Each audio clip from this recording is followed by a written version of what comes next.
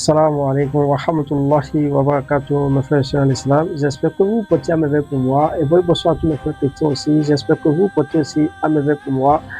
L'objectif n'est pas encore changé, c'est toujours le même objectif. On est là juste pour partager avec vous des expériences de voyage, les démarches à suivre jusqu'à l'obtention de visa. Mes frères et sœurs, je suis là juste pour partager aussi avec vous une bonne témoignage. Je veux que vous regardez la vidéo depuis jusqu'à la fin. C'est une vidéo très intéressante. Je dis bien, c'est une vidéo très intéressante. Mon frère et ma soeur qui me regardent à l'heure là, tu as un souci par rapport à cette démarche d'obtention de visa. Tu as un souci par rapport à les documents aussi, sur la destination que tu as choisie. Mon frère et ma soeur qui me regardent à l'heure là, abonne-toi à ma chaîne dès maintenant. Abonne-toi à ma chaîne dès maintenant. Donc on ira à l'essentiel là. Regardez la vidéo avec moi. L'Afrique, c'est un environnement de vautours. Si tu es léger, si tu es naïf, on va te faire ça dur. En ouvrant tes yeux, tu vas pas comprendre. Une maman qui a donné 500 € par mois à son frère ou son cousin pour construire la maison. Elle arrive au moment de la retraite, elle arrive sur place, on lui dit « Mais quelle maison ? Il n'y a pas de maison, hein. Ton frère, il n'a rien fait ici. » T'imagines, toi, pendant toute ta vie, t'as envoyé. Si tu fais pas AVC, tu fais crise cardiaque. C'est passé, limite, on veut t'envoyer des photos d'une maison, d'un chantier d'à côté. Ouais, on t'envoie une photo d'à côté. Et c'est ça, c'est connu. que tu dois te déplacer.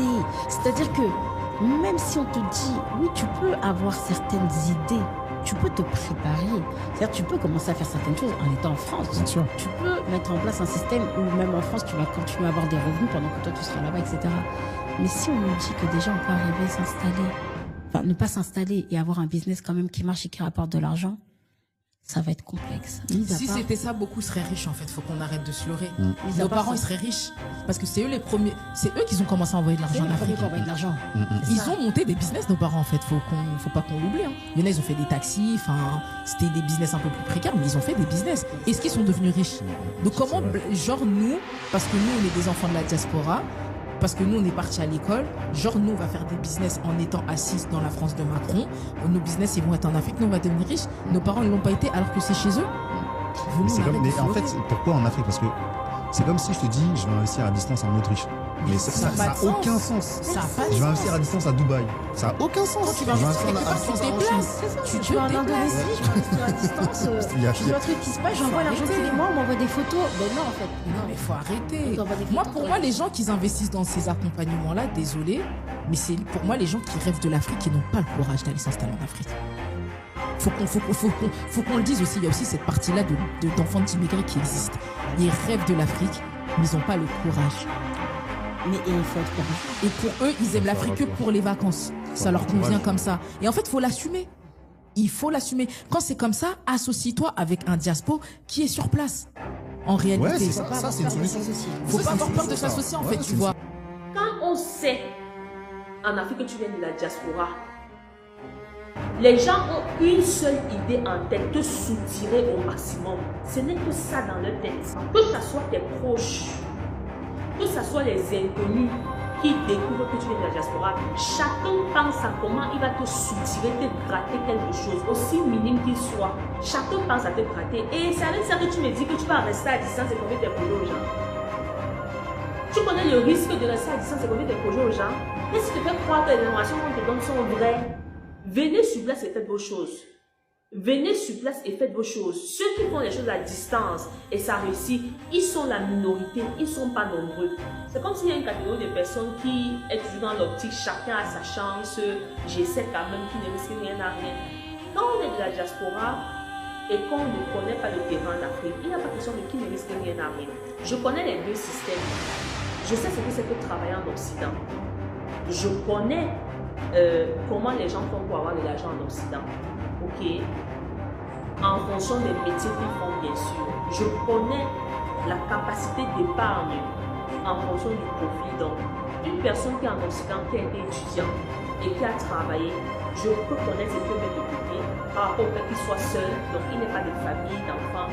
Je connais aussi ce qu'une famille africaine avec enfants en Occident peut mettre de côté. Je connais ce système. Voilà, donc, quand je dis aux gens, s'il vous plaît, Si vous avez quoi que ce soit à faire en Afrique, sacrifiez-vous, venez sur place. Je suis très sérieux dans ce que je dis. Donc tu me dis que dans toute une année, tu travailles 365 jours. Non, tu as une période de congé. Alors, si tu veux faire quelque chose en Afrique, pourquoi tu ne penses pas à te préparer en avance? Et quand tu as une période de congé, tu viens sur place en fait. Pourquoi vous aimez tant la facilité? Vous aimez tant la facilité des Africains. Et c'est ça qui vous tue.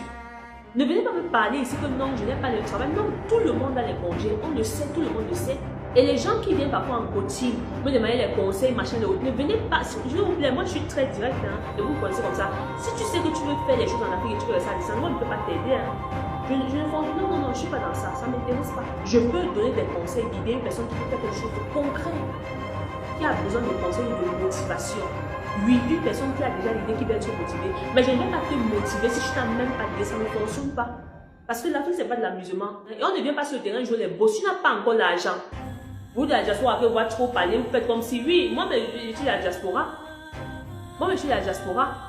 Mais quand tu me vois ici en Afrique, la façon dont je vis ici, tu ne peux pas savoir qu'il y a vécu en Bénin. Tu ne peux pas savoir qu'il y a vécu en Bénin. Je ne suis pas là pour faire les trucs, les manières, machin. Je me fonds à la masse. Si je dois manger dans les Nganda, je mange dans les Nganda. Si je mange dans les restaurants chics, je mange dans les restaurants chics. Vous êtes nombreux là. Vous êtes dans la diaspora. Vous pouvez confier aux choses aux gens, à vos ceci, vos cela, vos machins. Pour eux, vous ne revenez plus. Ils ne vont pas vous le dire. Mais beaucoup au fond d'eux s'attendent à ce que vous ne revenez pas.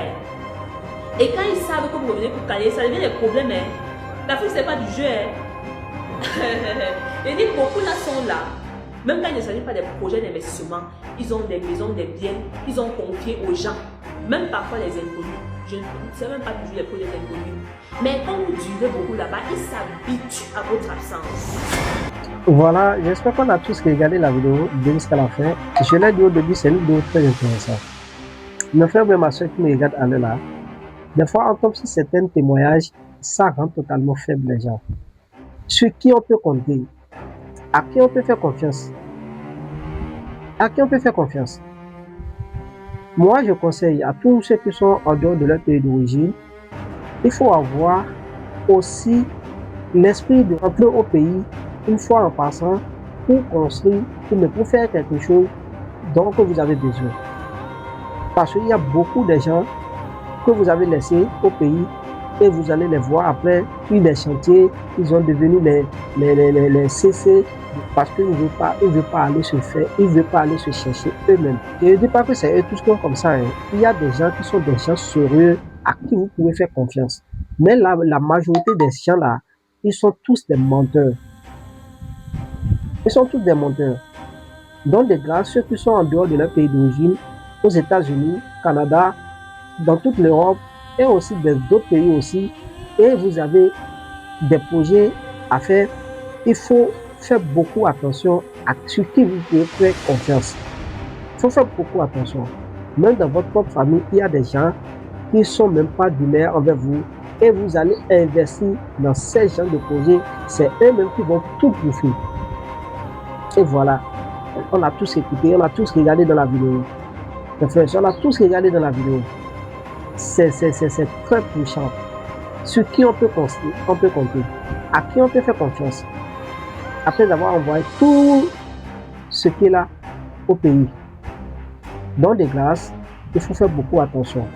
Sur qui compter, sur qui faire confiance avant de lancer dans un projet si vous n'êtes pas encore au pays.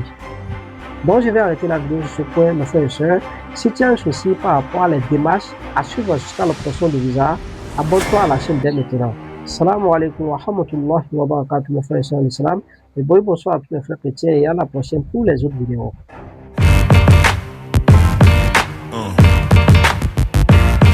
Yeah.